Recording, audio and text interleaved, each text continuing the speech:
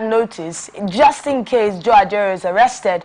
We'll find out what our guests have to say about that and all the other stories that we will be looking at this morning. Please stay right here with us as we go on a short break, because when we return, the show will begin. I'm Enidoye Jackson. Don't go anywhere.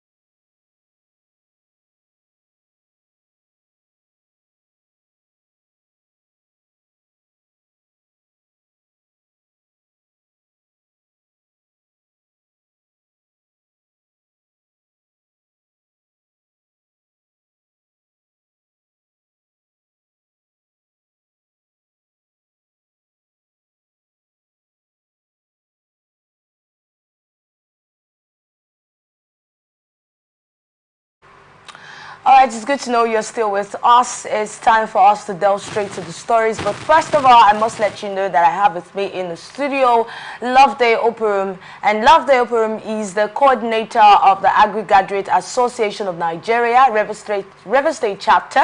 He's an agro expert and a public affairs analyst, amongst many other things. Good morning to you, Loveday. Good morning.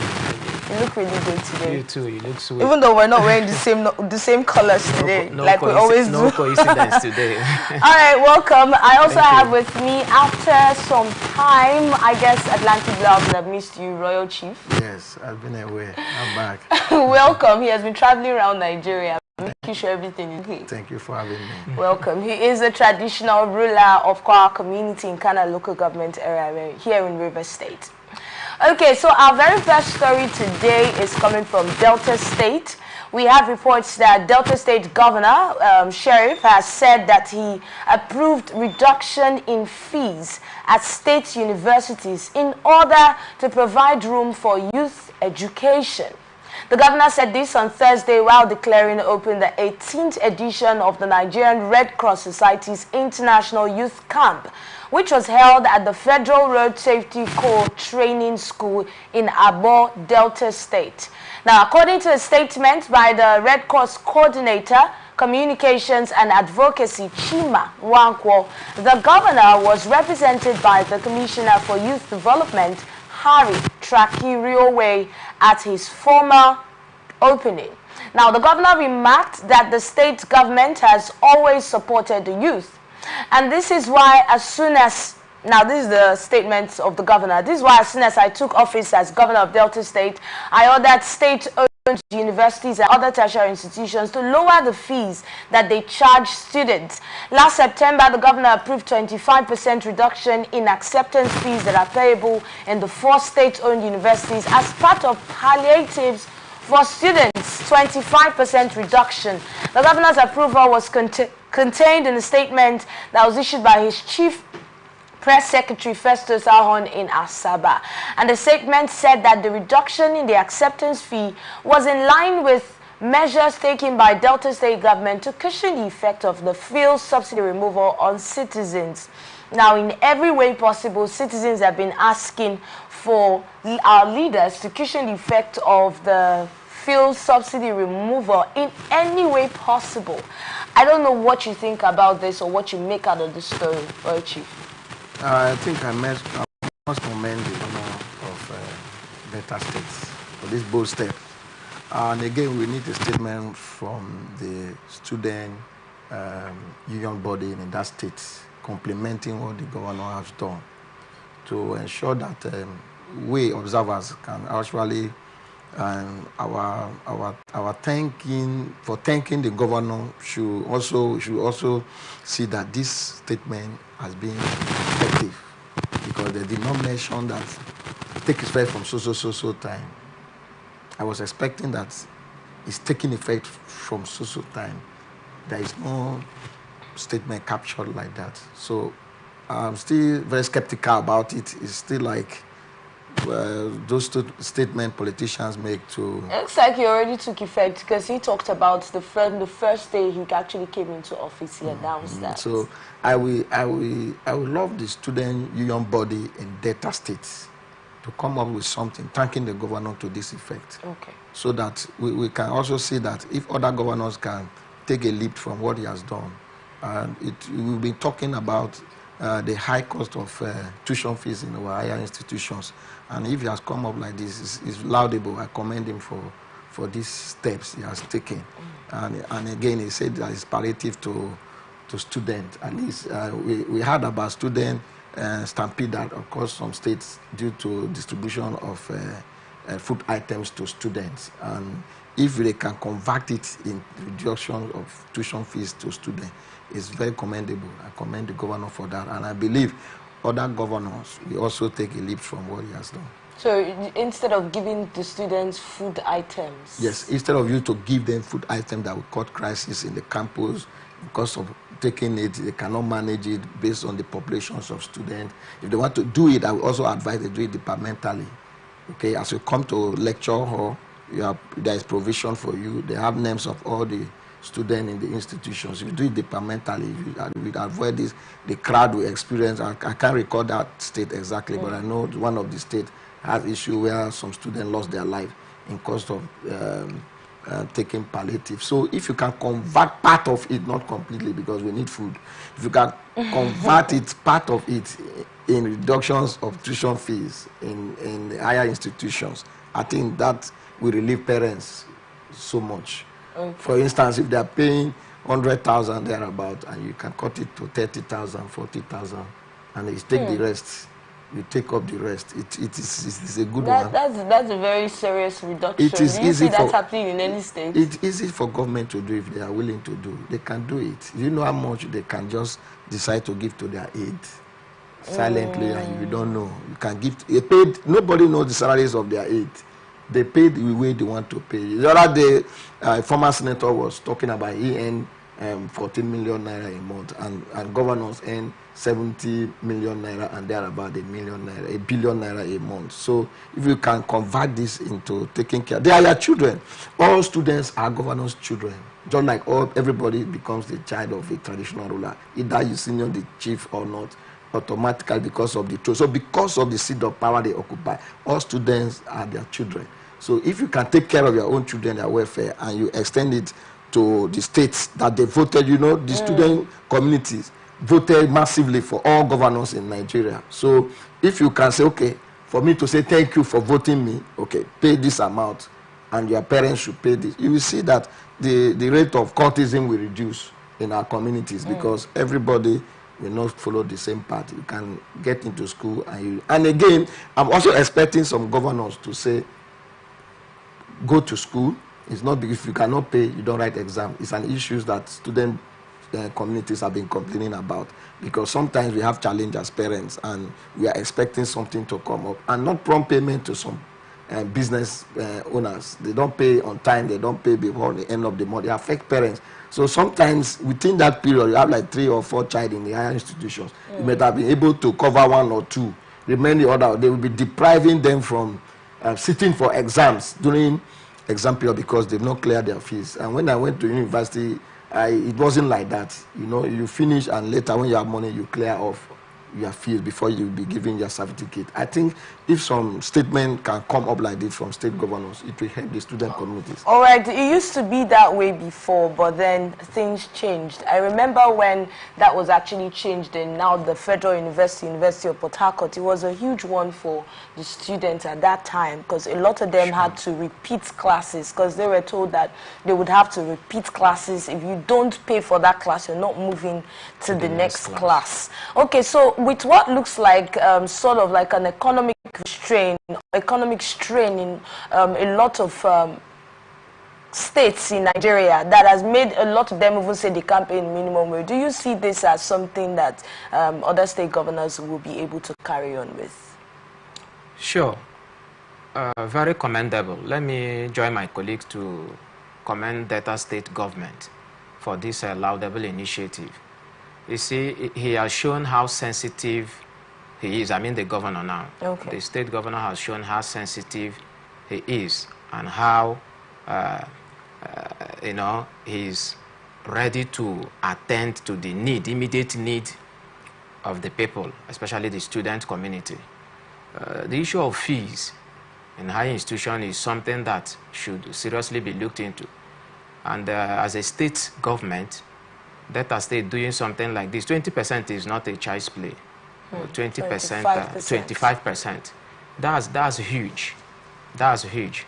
I must commend him. And like we said, some of those states that have been saying they cannot be able to meet up with the new minimum wage and all of that, this should be a challenge to them. Now, outside the issue of minimum wage, a governor is moving, you know, a step further to cushion the effect of the hardship and then the subsidy issue on the people by reducing the fees of the student. It's something every other state government should key into, because the student community, they have a whole lot. They were exposed to that environment to secure their future. The students were sent to school in order to safeguard and to update or improve on what the nation already has. So it will not make sense that at the end of their 4 years, 5 years, as the case may be, and then they will not be able to come back home with certificate as a result of probably dropout, maybe issue of fund financing and all of that. So the state government should critically look into this aspect and then cue in whatever that needs or that they can do to ensure that they encourage the students, just like it's happening in some local government, especially one of the local government in the South, Obiakpo, for instance. We heard that the local government chairman has introduced or reintroduced, because it was initially obtainable in the local government, has reintroduced the concept of bursary for students. That's still part of what we're talking about. The amount may not really, it may not be millions, but that little, that little effort, that little gesture, financial gesture to cushion the effect of whatever hardship the students are passing or facing by the government is highly solicited. And we are really advocating that government at all levels should do something to cushion the effect of hardship on the student. Okay, so a lot of people have been commending some state universities, state-owned universities in Nigeria, and in comparison to the federal universities. I don't know if you have the same sort of ideology, but a lot of people feel like state universities are doing better than federal universities. And if you look at a university that is doing well to an extent, then you're looking at funds that is coming in, because we've looked at ASU. ASU have been complaining about funding. That's a major thing ASU have been asking for, funding. And if a university is not funded, it simply means that there's a problem. A lot of things will not go well. So if we are saying, or if people are saying that state-owned universities are doing better, it means that they are well funded to an extent, right? Do you agree with that? Okay, now let's move on. When you talk about a university being funded, it's coming in from, it's also coming in from the fees of the students, right? Sure. So if you say that they should go back to, like Royal Chief has said, if you say that they should go back to the payments probably after, before you graduate, before you take your certificates, or everything you're owing, you get to pay for it, don't you think it's going to affect the standard of these universities? Never. It can never affect it. It can never.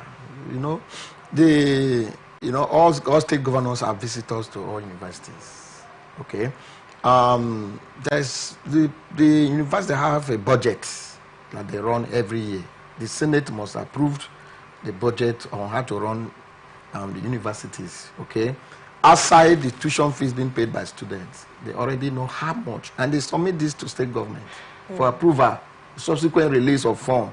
Okay, and they have many ways to drive the institutions apart from the fees being paid by students. If you calculate how many students they have, some faculties don't have enough students, okay? But the faculties will be running optimally. Even though you have one student, it doesn't affect the educations, the administrative of that particular universities. No way. It can never, okay? So if you are talking about funding, and we say it's because of the tuition student pays that you don't know, I did not agree with that. I did not agree with that, because I know there are so many people that are on scholarships running that institutions. Maybe they pay the money once. They can pay upfront. Like one of my friends was telling me that he pays the student to pay upfront, so that if there is any increment, it doesn't affect him. He has already paid and have his receipt of payment. If for instance, you are paying 50,000, okay, per year, he cleared it off. So if you increase it, it doesn't affect him.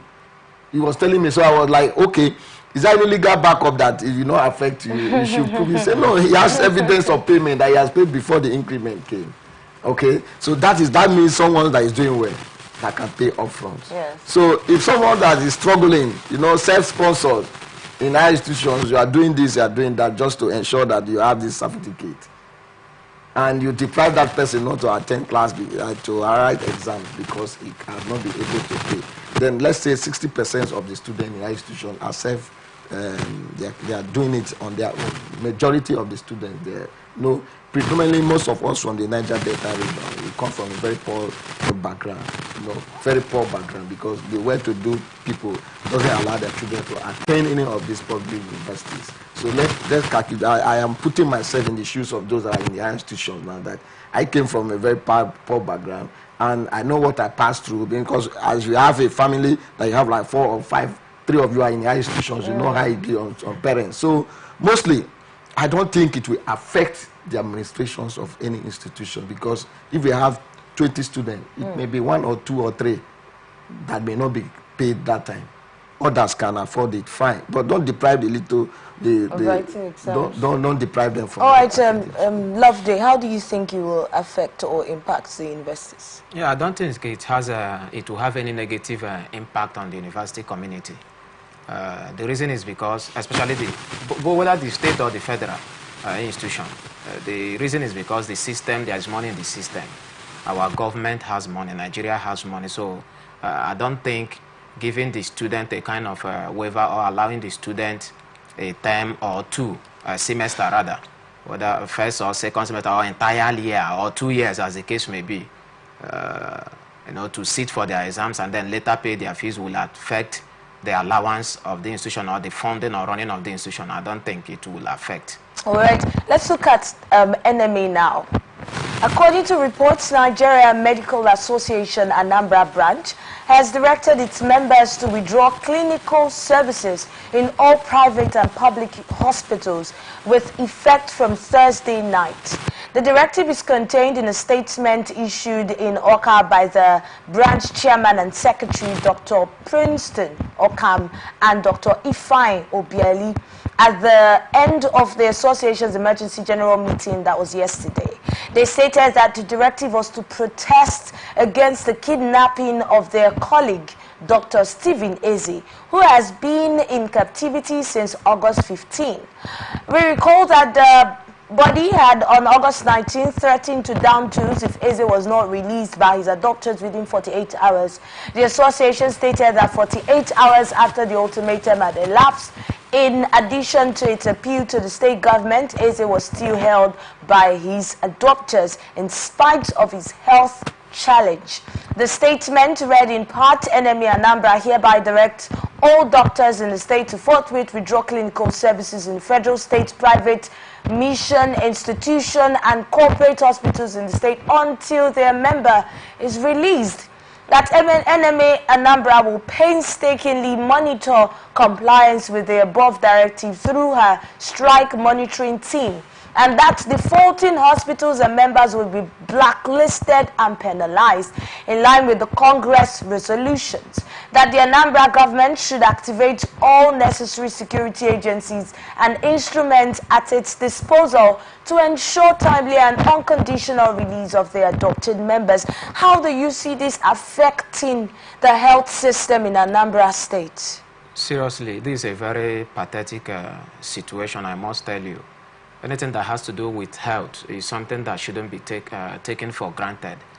I must confess that Nigerians, we take certain things for granted, especially our government. A health worker, somebody that is there to ensure that the lives of people, you know, are being safeguarded, that people enjoy good health, and these negative entities, these, you know, bad persons among the society laid hand on a particular doctor, and the state government has not, from the news we are getting, or is here to make any proactive move or statement to that effect, in spite of the appeals by NMA. It's a very terrible situation. And I must say that the state government needs to rise up and do something. The reason I'm worried is because it's not just the adoptees or the person adopted only that is suffering. Not just the person adopted, not just the doctor. If eventually this particular sanction that has been put by NMA is extended beyond 48 hours, believe me, it's going to be disastrous in that state. Because as I speak to you, if not every minute, every hour, people need medical attention. Sure. People need medical services. And then a whole state, there is a movement, there is a signal to shut down the medical system in that particular state. I think the government should rise up. It calls for urgent attention. The government should rise up to that so that this particular issue can be tamed. At least, let it be that the government is doing something. Let it be that the government has activated all the security operatives to ensure the release of this particular doctor. It's a very terrible situation, and I must tell you that I'm not comfortable with it. It's not something that should befall a people or a state. Do you think it's the whole state? Well, Chief, do you see this as extreme? Well, for me, I don't think, because you put the lives of everybody at risk if you shut down the health sector in a particular state. And in as much as we are calling on the adapters to release the doctor, at the same time, if you turn it to the entire state, shutting down the health institutions in the state, is going to be more dangerous. It's going to be more dangerous. In as much as government should speed it up to ensure that the man is released from his adopters. I don't think I'm not support on a complete shutdown of the medical facilities in the states. Well, you know, Nigerians have this ideology that if you don't take extreme measures in the positive lights now, if you don't go on strike, if you don't protest, the government might not respond as fast as you want them to. The government, I don't think any government can keep quiet when there's incident like this. We had an incident like this in another state in Nigeria, I think down in the north now, and it's been 7 months. That doctor has still not been released or rescued. Yes. 7 months. Yes, it's as much as that. Okay, if the entire country shut down their medical facilities because of that, do you see the effect of it? Now they're about to, the NMA in that state are about to go on strike. They shouldn't go on strike. Okay, I don't support that striking thing. I don't support. They should explore all means of dialogue and ensure that if the government say we cannot do anything again, then they should tell us. They said they have talked. Yes. They have talked. They have explored dialogue. You know, this is security matters, and you don't expect the government to come out every day and say this is what we are doing. I don't think the government are just sitting down there. They are not doing anything. You know, they are doing something serious. Remember the aide to the governor of Anambra State was kidnapped on his way to Abuja to attend Solodo's daughter's wedding. You know, the security agencies swing into action. We are told that they later got released. That's the idea now. Talking about that, I had a guest the other day who made reference to that particular incident. And he's saying, as some Nigerians are also saying, if is it because of the individual that was kidnapped? Do you also see that as seriously possible? I subscribe to that, because in this country it appears, not just that it appears, it's like that. Once something has to do with, let me use the word, a non-politician in quote, or a politician without an office or portfolio, or a normal and average Nigerian. Once something has to do with the masses, an average Nigerian, not in a government position, you see the masses lament, you see the people cry, and you see the government doing less or doing little. But once it has to do with a portfolio carrying politician, or a government recognized personality, or someone that has a name in the society, that has influence, that can command, you know, some form of influence within his locality or across the state or the nation, you see the proactiveness of all relevant agencies that is required to ensure that the person's life is secured or safeguarded. Now, if the government is actually doing something, I believe NMA leadership should be aware. And this issue of trying to extend or to intensify their actions shouldn't come up, shouldn't be in the media space. So I want to believe that the government has not actually done up to expectation. The government has not done what they are expecting the government to do, and that is why they are still lamenting, they are still cautioning their members if we find out, you know. So I subscribe to that very seriously. The issue happened like that because a government personality was involved, and before you knew it, the man was released. Chief mentioned something where he said that, you know, this is a security issue, and we don't expect the government to come up every day to tell us their every move. I quite agree with that, but the government will not also do it without the leadership of that particular system. You know, this statement by NEMA, NMA rather, didn't just come out like that. It's a product of leadership decision, right? There was a resolution by the leadership. So if the leadership were in tune or in touch with the moves by the government, there is no other kind of statement will come out. So whatever the security agency is doing, they should be able to keep the concerned person updated so that they will not be agitated or get too much worried over the situation. All right, kidnapping, it looks like there have been an increase in cases of kidnap recently in Nigeria. I know that kidnapping has been there for a long time, but there was a time where Nigerians could say, oh, it looks like the cases of kidnapping have reduced. But now it looks like they just rang a bell somewhere and said it's time or start. Everybody gets into it. And it has not been funny. Different stories, kidnap stories in the news almost every day. I mean, we look at news stories on this show we look at news stories on this show every day, besides the weekend now, and on Sundays. And then we keep seeing these stories over and over again. Royal Chief, what do you think? I think when we had issues in the Niger Delta region, the then president of Nigeria, President Yaradua, came up with strategies to resolve issues within the Niger Delta regions. And that is giving us the federal government is seeing results out of that amnesty they granted to some agitators in the Niger Delta regions. If you observe, most of the high-profile kidnapping is not within the Niger Delta regions. If you look at it, if you observe, they are not. Because some of those agitators have been taken care of. Some of them we are sent abroad for rehabilitations of their mindsets. We talked about mindset to start with. They rehabilitate them and also engage them in something. So I think government at all levels where we have high cases of kidnapping, okay, to think inward and look at strategies how to mop up these arms from these people, how to mop out these arms, because the increase of harm getting to the wrong people is become serious. Because you cannot went into kidnapping without having something at the back of your mind, maybe gun. If you resist, we killed you. You cannot just go and kidnap a person with bare hand.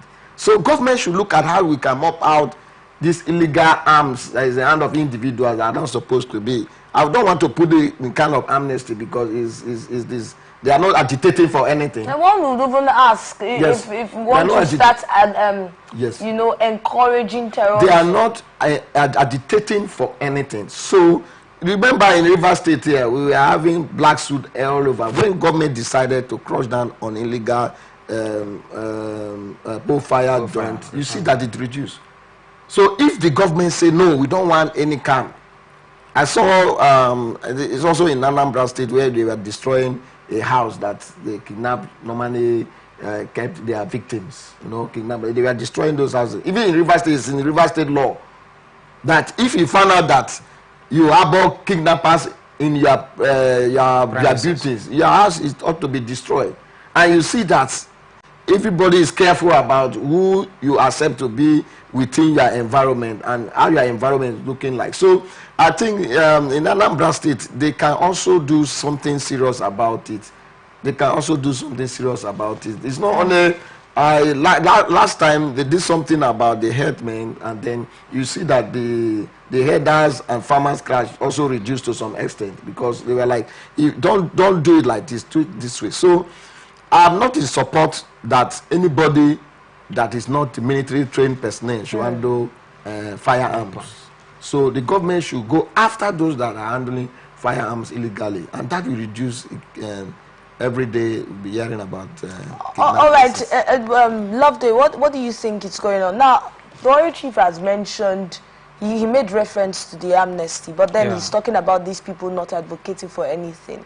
There was a time when that was something similar was being discussed. I think, was it when we were talking about one of the terrorist groups in the north now? And a lot of Nigerians started asking questions like, are we now encouraging terrorism? Are we saying when someone picks up the gun to do something wrong, we'll call him in and give him a pat on the back and give him some funds to take care of himself? Well, the issue of terrorism or the use of illegal use of firearms should be discouraged at all levels. But I have a challenge. I have a problem with calling on relevant agencies to tame that particular aspect or deal with individuals that are exposed to doing all of that. The first question is, how do these persons get this firearm? Through which route do these firearms come in? Because some of the firearms are not just locally fabricated. I've not heard one before, but I've heard, I've read that some of them are well sophisticated weapons. How do these individuals access these firearms? How do they get to the various communities where they make use of them? And so those are the questions that we should be asking. And that will now take us to the point of the security agencies being on top of their business, manning their business very well, ensuring that all routes, all accesses, especially, I believe in this country, any area that is prone to insecurity, there should be some form of kind of red alert signal, you know, within the security operatives ambit or within their terrain. They should be able to, this area is marked as, and there should be a kind of checkmating approach to ensure what happens within that particular area. So I want to believe that this issue of handling of firearms is something that the security agencies has a major role to play. If they cannot curb it, if they cannot stop it, I wonder who will do that. Because you cannot go after somebody that is having firearms without you handling firearms. So the area of this thing getting into the hands of this person is one aspect that should be looked at. And then the aspect of hunger. The aspect of hunger is another critical area. Like I always tell people, somebody can be patient for today, but tomorrow the person may no longer be patient. So the issue of food insecurity, food crisis in Nigeria, hunger. You know, when we sound like this, some person will always tell you, why are you not doing what they are doing? Are you not hungry? We don't have similar mindset. We don't have the same perception. We don't have the same orientation. So how is that affecting the cases of insecurity and kidnapping? Yes, I'm coming to that. Now, there are some persons. We have some persons that are educated in that business. We have some persons that are sound. We have some persons that probably have actually looked for something.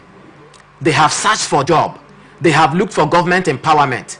And these things are not forthcoming. And when they look around their domain, they see some persons that have not suffered what they have suffered in quote. And probably because they have one person in government or they have one person that is, you know, highly placed, you know, helping them.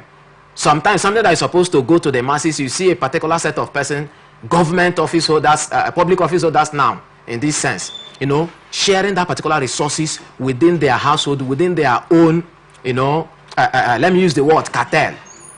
And you see some of these persons that have read, they have gone to school, they have struggled on their own in order to become independent. And there is no push by the government. Believe me, something is possible. The tendency of the person derailing tomorrow is very, very high. So that is why when we talk about insecurity, one of the things we should also look at is the government role in providing jobs. The government role in ensuring that what people need to do are available. In a particular area where there is insecurity, if you engage the people meaningfully, if the government begin to look at what, just like the issue of when amnesty was given, that was some form of empowerment, and did it not work in Niger Delta? It worked, just like my royal chief here said. It worked. So it must not be amnesty, but create an enabling environment. Get the people busy with something doing, and you see the issue of kidnapping will drastically reduce. Okay, so what would you advise your enemy right now in Anambra State? Okay, they've issued a statement. The statement is not against the government. The statement is not against the people in Anambra State. The statement is a statement that is attached with a demand. Release our member. Okay? Released our member. So my advice to them will be that completely shutting down of health facilities in Anambra State is dangerous, because comparing to our old mothers, our parents that may be taking time to go to hospital, our pregnant women, okay? So they should categorize on people they should attend to. You cannot deprive my unborn child because they kidnapped my father or thereabout. Okay? They should consider these categories of people and render services to them. Okay? Not completely, don't open, close down everything. No. What are people that are on emergency? You have pregnant women going for accident victims. Accident victims. So they should categorize areas that they can still do a parallel services to. Not completely Maybe you change all the hospitals. Okay, you change all the hospitals. That's going to be a huge disaster. So I also want the government of that state to ensure that their member is released. Since they don't provide security for medical doctors, okay, they don't provide security for medical doctors, and you want medical doctors to reside in rural areas, okay, so you need to provide security, adequate security for medical doctors, because they are prone to kidnapping. At the end of the day, it's not just medical doctors that are prone to kidnapping. Since we're talking about sending them to those rural areas, we still have core members that are usually sent to rural areas, and they have no idea about the language that's even spoken in those areas. So generally, security should be provided for the people. Of course, it's always our sermon. We preach it every day. Okay, I have said it here and anywhere. That reduced numbers of security men attached to politicians. Everything, 1 or 2 politicians. For instance, you have how many 8, all of them with their mobile police, with van and all that. How many? So nobody is left to secure me and you. Nobody. Because 10 persons entitled for 1 security personnel to secure in this state. And we have, yes, we have like 200 million Nigerians plus. And the police to citizens ratio is actually out of it. It's not close to the standard. Do you know how many personnel they are killing? How many police officers that die daily? And we don't know. And how many times they do recruitment? That's a very serious one. Do you agree now that the NMA should have a rethink? Yeah, in retrospect, you know, my royal chief has actually said something that caused me to now have a rethink, not just thinking like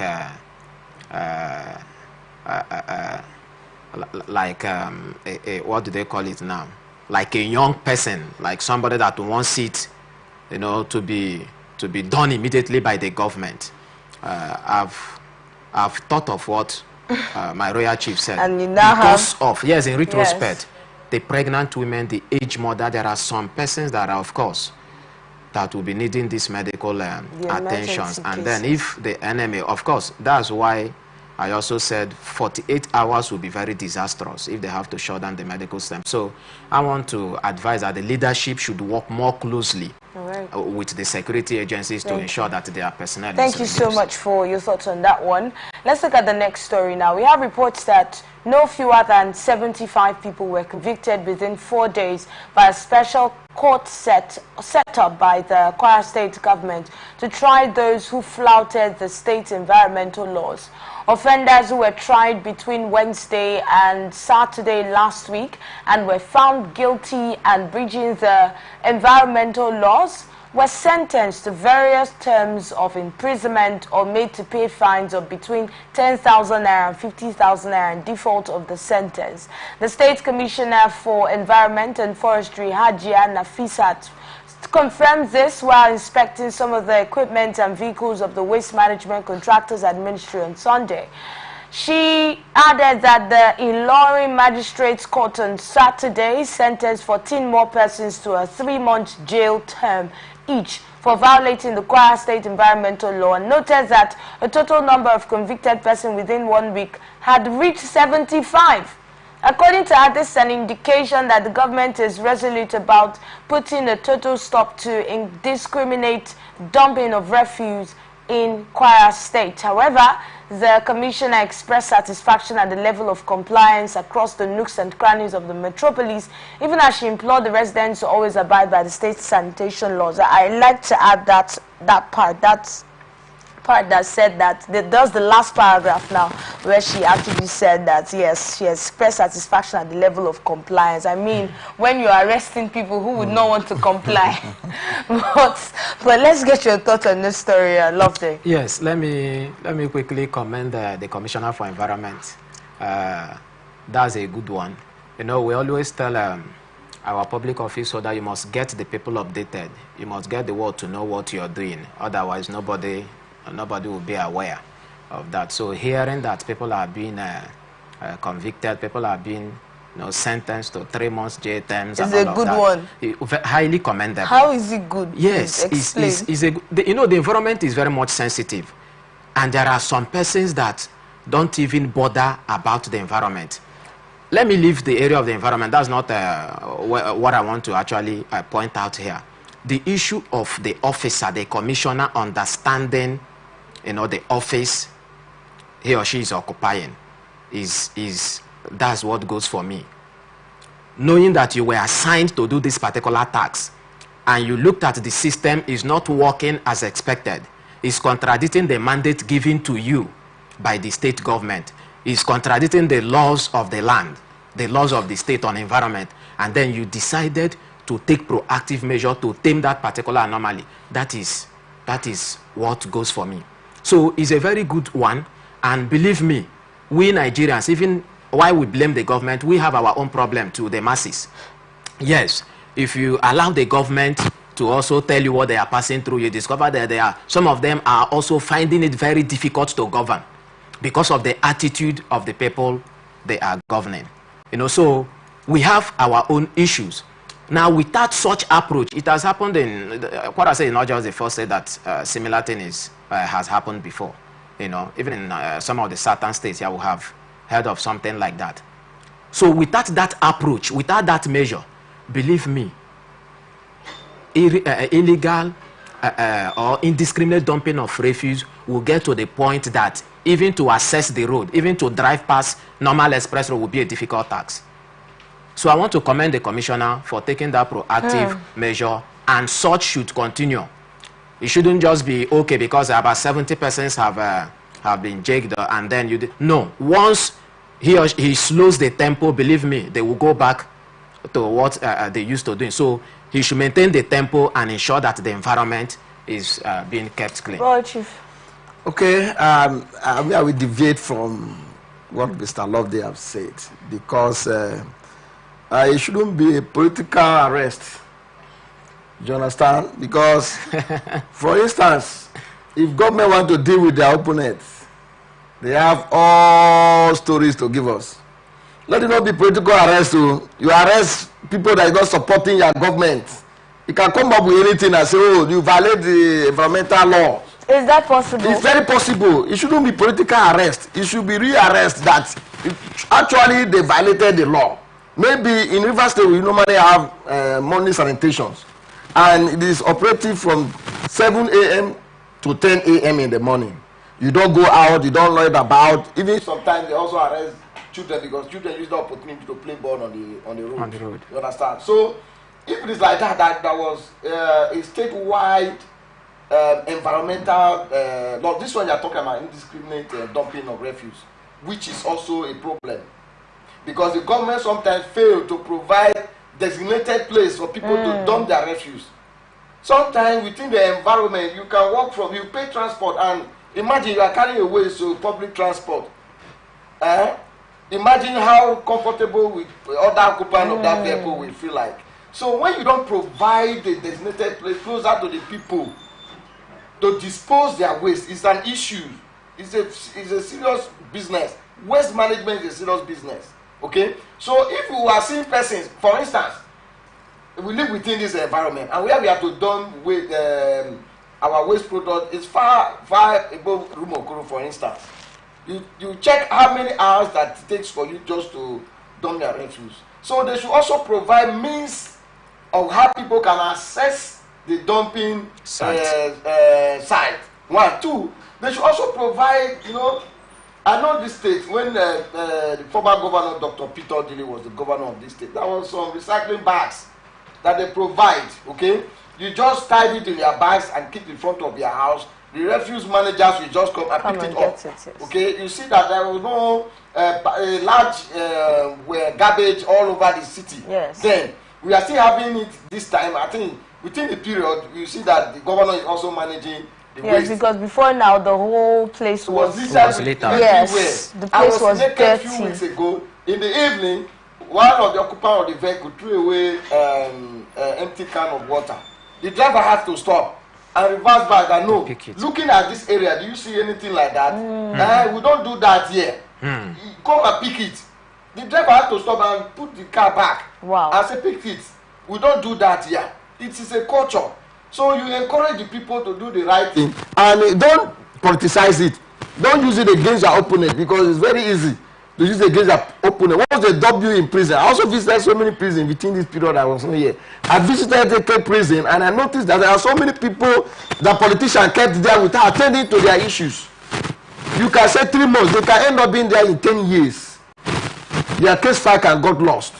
And if you don't have anybody that follow up your matter, it becomes an issue. So convicting people is good, because if you have violated state law, you need to go in for it. But it should be actually that you violated the law, not because I am not supporting your government. We hear of people who were arrested and not taken to court, you know, awaiting trial for years. You know, we hear about that. But this is actually not so rampant there when you say after being convicted, that period might be over and they'll still be left in prison. If they don't release you, how will you come out? How will so you come out? Their file will get missing. Their file can got missing. I counseling one young man that had been there in prison for 10 years. No, we should really talk 10 about 10 years he has been released. But your file is not found. If your file is not found, how could they clear you? Legally released, but illegally stay you are there. They cannot access your file. We don't know what even brought you here. But you have been pronounced, they should release you. Because after the judge say, okay, you have to serve 1 month, you are counting day and night. Okay? It will specify how many times you are either concurrently, you are counting day and night, or you take it 24 hours. It's the discretion of the judge to pronounce. Now, after you finish that 1 month, can you force yourself out? No. Can you force yourself and tell the prison management that, oh, look at it? No. Who will even listen to you? So it is expected that if all of us are doing the right thing, including the correctional centers, the commander in charge of each of these correctional centers should keep their record current. Because, for instance, it should be automated. Like me, I have my son that is my information manager. If I want any event, I will tell him, he will record it. Once it's close to that, he will remind me that daddy, you have programs. So they will just quickly remind me that this is water, because for me, I will forget. And I believe some of these people that imagine this facility, they might have forgotten. So they have a database that will, that time about them forgetting. I'm We're not even expecting them to remember. Like, how do you remember all the people you have? Do you know how many people we have in all some of these correctional centers? And the funny about it is that can be, don't expect that. Don't expect that. Sometimes they want to punish you more dearly. You can be transported from your state to another state. I believe that the Constitution is complete to an extent, to a very large extent. Because when you think about any sector or any area, you check the Constitution, you find out that there's a law for that. There are checks and balances available in our Nigerian Constitution. That is not even a problem. So when you talk about people being held over the time they're supposed to be, somebody is supposed to be penalized for that. Of course. That's not something that should be taken lightly. That is something that should be made serious. The other day we heard about the governor who went in and there was like a visit to the correctional center, and he released somebody who was arrested for how long? Why? Because he stole his brother's pot of soup. Like, come on. If he was convicted, that's if he was, then you find out that he might not even have been there for, supposed to have been there for a long time. Exactly. But what happens? Imagine staying there for years and just thinking that the reason you're here is because you stole your mother's pot of soup. Come on.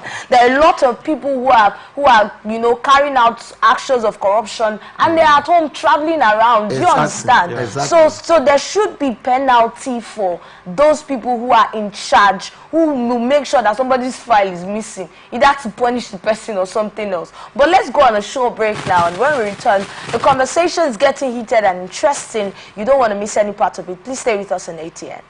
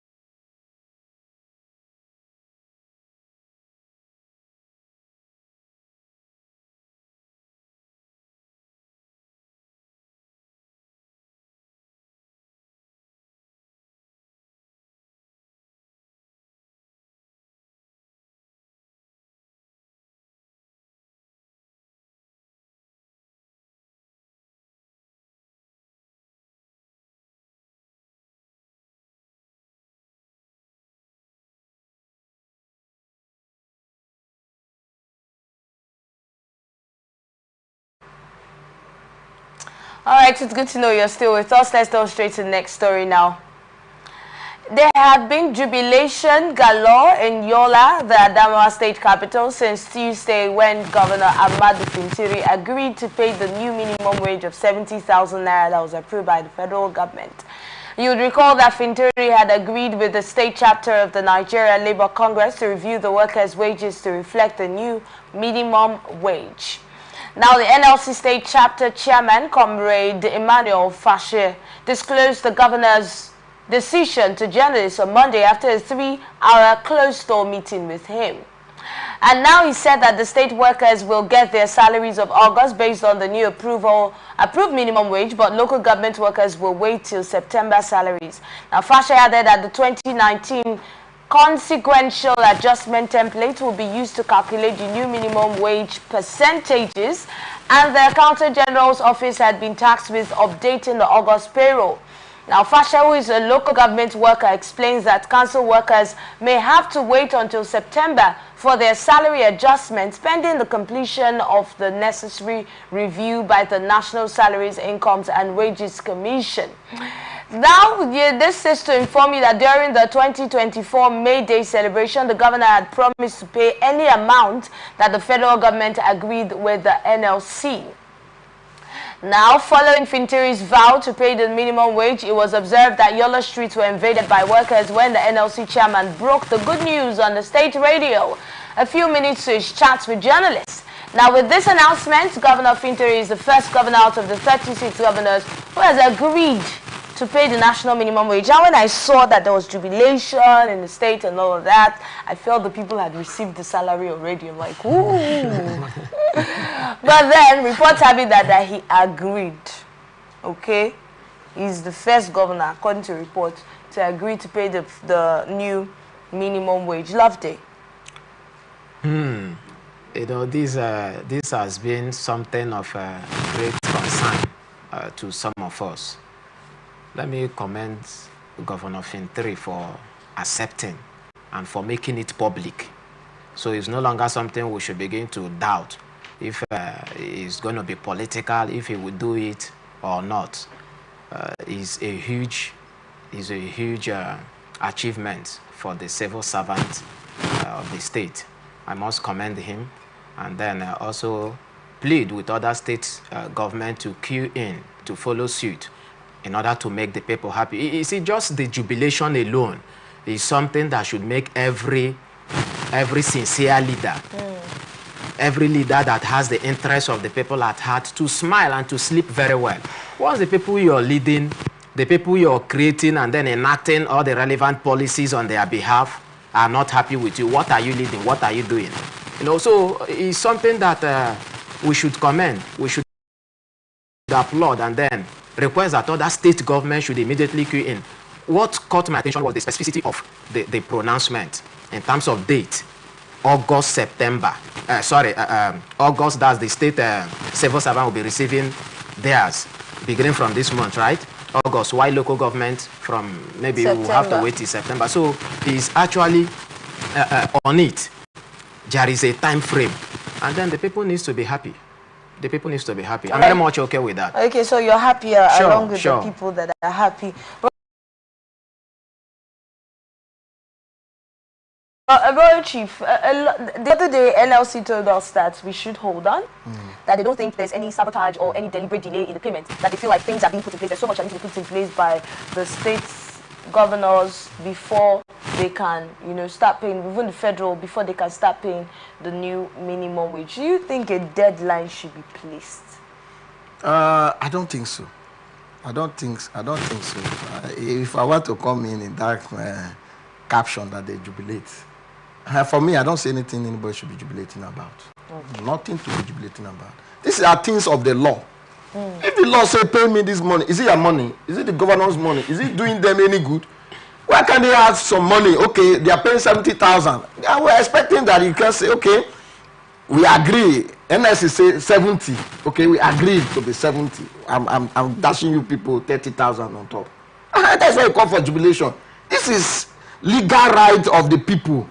Legitimate things that the law says you should give me. And why should I thank you? I don't have anything to thank you because you are not doing me any good. You are paying for my labor. But you know that there are a lot of... You don't have any option not to pay. No government have any option not to pay. If actually the law is working in Nigeria. You don't have any option not to pay. You need to pay. That is the law. The reviewing of it is not an issue. Why be talking about payment and start jubilating? For what? For something that I'm due for. Are you doing me any good? You're not doing me any good. This is what I am acquired for. Talking about I applied for the job. I am working for the state or for the federal government or the local government as an employee.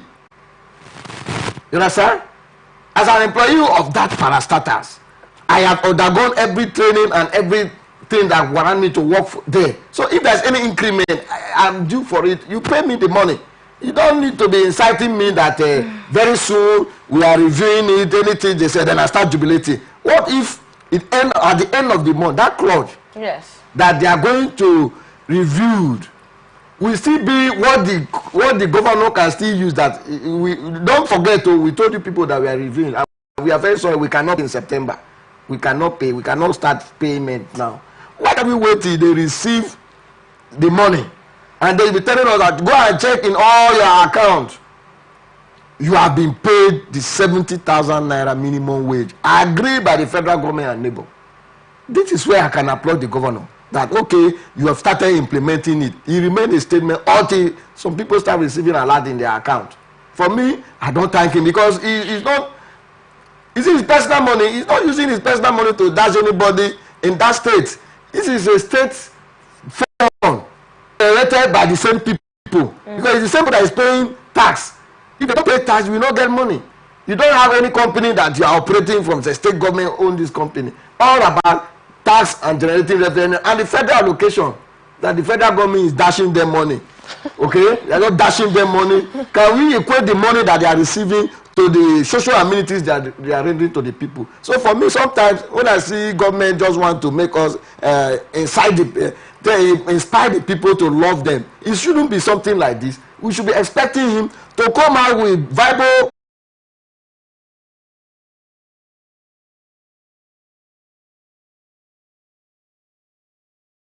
feed the people, and at the end of the day you attach this that way to very soon you receive your minimum wage. The governors not having a choice but to keep to the new minimum wage, to actually pay the new minimum wage. You are aware that a lot of governors, even after, you know, the constitution says after 5 years it should be reviewed, right? Yes. According to the constitution. So what they was asking for is not out of place. Yes. But then there's still a lot of governors, some governors who had not even started paying the 30,000 naira minimum wage.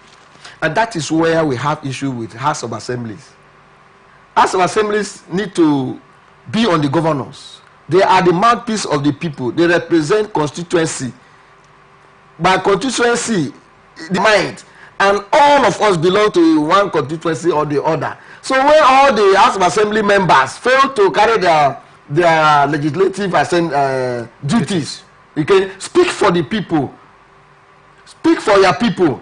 These are where the House of Assembly members, some of the state failed to tell the governor that, yes, we are in the same political party, but we came here differently. We were voted by our people. If we did not speak their mind, we will not have the opportunity to coming back again. And the constitution also give you right to record them if they are not doing well. So it is a matter of the people, not the government. The government have no power. The governor has no power. If we want to exercise the right we have as a people, we want to exercise the right the people have, that you can be prosecuted after government. That you fail to implement so law when you were in office. But the law, I cannot say we have completely failed system. But the judiciary, like we keep crying every day, they should look inward and look at those judges that can boldly say this is wrong. People that say they cannot pay 30,000 naira, one will imagine how they will be able to pay 70,000 naira. You see, that's why I said that the governor should be commended. You know, like Chief said, it's not about people knowing the law. It's about the law taking effect. The law doing what is provided to do. Now, you see, Nigeria, we have been so much washed, let me use that word. Majority of the masses have been washed up to the point that even your right, even what you know that is your right, you cannot effectively stand on your right and then demand what is due you. That is where we find ourselves. Not that it's not the people's right to earn what has been approved by law. Now, if I may ask a rhetorical question or throw a rhetorical question, what will happen to those state governors, in quote, that may not still pay or that wouldn't want to pay. It will still result to maybe Nigerian Labour Congress organizing protests and shouting. And if the government, in quote, refuses to attend to the needs and to the lamentation of the people, nothing will still happen at the end of the day. So that is why we'll keep, once a government personnel, a public office holder does something, even if we know it is the people's right, we are also aware that there are some that have not been doing what he or she has done. Then we commend such a person in order to spur them, him or her, to do more. You understand the point? So that is why I said that the gesture should be commended. And I believe that that governor that has that mind, just like the news has it, that is the fault. But I know I've also heard one other state government governor has also adopted same, that they will be doing, but maybe it has not, the media has not really captured it. So governors are beginning to agree to paying of this 70,000 naira minimum wage. So any governor that has agreed and has made it public should be commended. All right, we're going to look forward to the stories that would come up after this to find out what exactly would happen with the governors who refuse to pay the new minimum wage. Let's move on to the next story now, as time's no longer on our side. Okay. And this story we just talked about, it's on labor union and the new minimum wage and that particular governor. But let's look at Nopeng now. We have reports that Nigeria Union of Petroleum and Natural Gas Workers, Nopeng, have put all its members nationwide on red alert and ready for industrial action should the police arrest the president of Nigeria Labour Congress, NLC, that's Joe Ajero. Now, recall that the Intelligence Response Team, arm of the Nigerian Police Force, on Monday, August 19, invited Ajero for questioning over allegations of criminal conspiracy, terrorism, financing, treasonable felony, subversion, and cybercrime.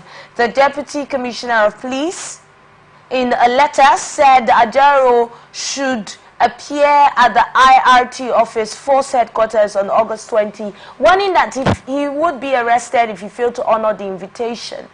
Now, the NLC had, through its lawyer, Mr. Femi Falana-San, written to the Inspector General of Police explaining why the NLC president could not honor the August 20 date. However, Falana assured that Ajero would honor the police invitation on August 29 and requested that the police furnish him with details and the nature of the allegations. The NLC have already stated earlier, we've been following the story of since this invitation was made on Monday, where the NLC on Tuesday actually said that they would shut down the economy if Joe Ajero is arrested. Now, we had reports yesterday that the teachers union, that's the NUT, have also told teachers to be at alert. If Joe Ajero is arrested, they should all go on strike. They're not going back to class. And now we're seeing Nopeng also saying the same thing. So it's actually looking like the economy is going to shut down, like the NLC have said, if Joe Ajero is arrested. Loveday, I'd like to get your thoughts on this story. These are another serious issue that will soon hit the nation if not properly checked. Ajero invitation is not out of place. It's not out of place. If the security personnel, the security agencies saw reason or need to invite him, I think there's nothing wrong with that. But they shouldn't also,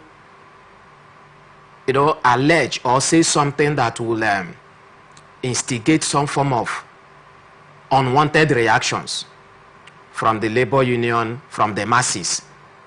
If you have found somebody wanting, you need to hear from the person, and evidences should be provided. Some of the things they have alleged, some of the things they have, those things are sounding somehow to the ears. I want to say that the government should be careful with the way they interfere with labor operations, especially Nigerian Labour Congress. Everything should not be politicized. They have a role, they have a task. Believe me, if all of us will be shouting, oh yeah, government, oh yeah, the government is doing well, the system will crumble. economy will crash. So you think this has to do with some sort of opposition from the Labour Party? Definitely, Labour. Yes, that's my perception. That's my understanding. That's my understanding until the police, proves beyond every reasonable that is not political. It is not some form of, there is no form of antagonism, and then we can now agree with them. There should be no form of arrest, hasty arrest, and there should be no resistance from the Nigerian Labour Congress president. He should answer the police. If he's fighting a just cause, just like the masses believe, Nigerians believe that they are doing the beat and the mind of the people, he should answer the police. I must commend Nupeng for putting their workers on red alert. Not just Nupeng, NUT has also done that. Yes. And believe me, more we do. If it requires the masses to join in whatever action they want to take. Personally, I will also promote that, and because the role the labor is playing is for the interest of the masses, especially considering the latest development that has resulted to all of this. That is my humble perception. Yes, thank you so much. Well, Chief. I think, my police friend will always tell me that as a leader, nobody should evade police invitations, okay? And then the essence of which you are inviting him, and you have right to self-defense, which the lawyers has come in to say, look, we have to review those allegations you are putting on the head of my client. And I believe the senior advocate is a very respected jurist in this country. And I think the police, again, we have criminals all over the country which they can go after. You don't, labor is a product of the law. Nigerian Labour Congress have their mandate to demand for the welfare of workers. You don't see it as a political tool where they are coming into your government. The Adam Oshomole, who is a senator now, it was a military era, and he didn't back when he need to demand for the right of workers. He was taking it hard to the military government then. So this is a civilian government. Everybody have a right to demand what they think the government should do legitimately and legally. So the invitation, putting cybercrime, putting a lot of charges, for me, I did not see it as a good news from the police, because having done your investigations properly, you can come out that this is what we find out. Remember the other days, they locked up that place because they said they were searching for a suspect. You are searching for a suspect. Why didn't you go there and get your job done without harassing other innocent people that does business within that environment? So for me, I believe in the police, Nigeria police force, that sometimes they act out of the system. It is their right to invite anybody. It is their right to apportion any crime on your head, even though when you did not commit those crimes. So I'm seeing it as a political witch hunting. Right. Like the NLC are also seeing it. Let's look at food security now. In a bid to support Nigeria's food production, Caribbean countries have expressed the readiness to share their expertise and skills in agriculture with the country.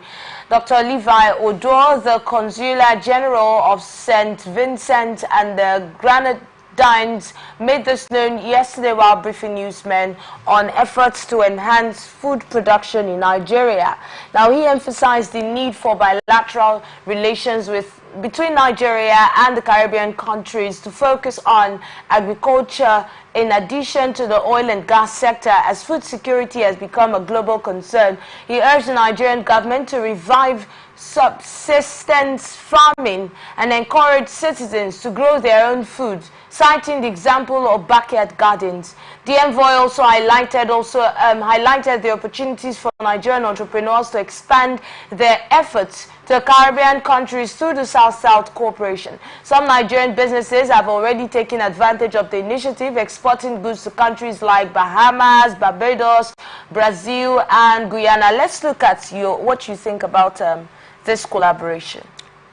Yeah, before we get to the collaboration, I want to let me express my feelings on this particular news. All right. I want to say that it's shameful. It's quite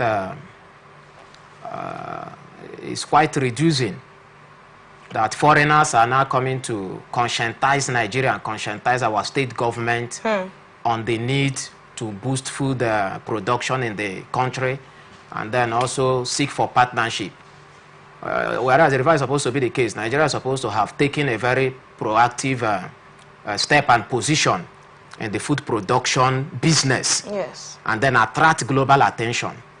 So that's the area that I'm very much, we keep shouting, we keep lamenting. Well, let's pray that now that foreigners are beginning to wake us up, tell our government what to do. Probably they will hear, because it seems we do not value what we have. How is this going to be different from all the agitations that we have been having? Maybe because since it's now coming from foreigners, maybe it will not work. For me, I don't see any positive results or positive outcome from whatever collaboration that is being proposed here, because Nigeria has a system. Nigeria has their peculiar challenges when it comes to agriculture. Until we develop and redevelop our agricultural system here in Nigeria, whatever form of collaboration that will be done, I'm talking from an experiential point of view now, if the local system is not being solidified, any form of collaboration with foreigners, with external agencies, will lead to, loss of revenue from Nigeria. Because most of these foreigners, when they come, what they target is how to benefit their own area. They can enhance the production here and then move the produce out. Some of them comes here, get the raw material, then move it to their own country. I want to cite a perfect example. In one of the southern states in Nigeria, as an agriculturist, I worked very close with that particular state. And there was a proposal made to develop aquaculture in that particular state. And a particular foreign nation was employed. Expertise were gotten from outside the country. And at the end of the day, the brand or the species of fish that was produced, that was introduced to that state, was a species of fish that we do not have in Nigeria. Is not a fish that is domestically, that can be domestically, grown without you doing a whole lot of genetic manipulation and all of that. And then this company came down, set up that system here in Nigeria, and were bringing in the fingerlings. That's like the seedling. Now let me use the word that you learned. That the small, the hatching was done outside, and then they will now bring the planting material or the fingerlings down to Nigeria, to that particular state. So how do you now grow the economy? The whole idea of the partnership is supposed to be to grow agriculture in that particular state, but at the end of the day, the state ended up sponsoring their own local facility. So you don't think this is something that we should embrace? So I don't. The only aspect that they have, I want to pick out from what they said, is the area of subsistence farming, which is not new. It's not something new. It's something that Nigerians are aware of. The state, the government is already aware of. But the implementation of some of these things has been the challenge. So I want to advise the government, they shouldn't be very much in a haste to queue into whatever form of foreign partnership on agriculture without developing the local system. In just a few seconds. I think it's a welcome development for me, because if we can partner with technology, we can partner with other companies to do our road here for us, and then we are applauding them. I think for me, I will give them a chance to collaborate. We are talking about food security here, so for me, it's a welcome development. All right, thank you so much, Royal Chief. Thank you so much, Love the Operum. Chief Magnus Edo, thank you for your time. Thank you for having me. It's a pleasure. Thank you for being a part of this. I must thank Williams and Emmanuel for joining me as a team to make this possible. This is where we get to wrap it up on this episode of Blowout. Remember that we are open for sponsorship and partnerships. Stay connected with us on all of our socials, on Facebook and YouTube at Atlantic Television Network, on Instagram and TikTok at Atlantic TV Network 1, and on X at Atlantic TV Net. Watch us live on our website at www.atlanticnetwork.tv. Always have it in mind that peace and unity are the pathways to progress. Thank you once again for watching. I am Enidoye Jackson, and coming up next is Open Conversations 2018.